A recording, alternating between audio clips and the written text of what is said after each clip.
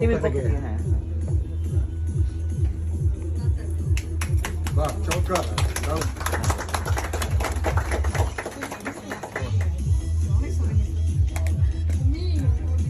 আরেকটা আছে না?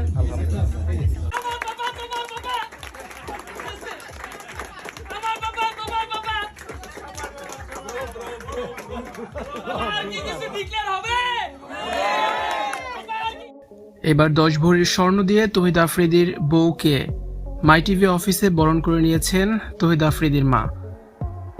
সামাজিক যোগাযোগ মাধ্যমে ভাইরাল হয়েছে এই ভিডিওটি।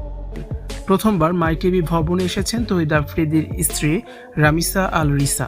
তাই তহিদ আফ্রিদির বউ রিসাকে স্বর্ণের বালা দিয়ে বরণ করে নিয়েছেন তার মা।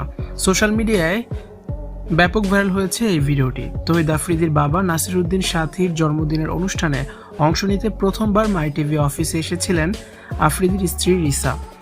তাকে ফুলের তোড়া দিয়ে আমন্ত্রণ জানানো হয়। এরপর তহিদ আফ্রিদির মা স্বর্ণের দুটি বালা আফ্রিদির বউয়ের দুই হাতে পরিয়ে দেন।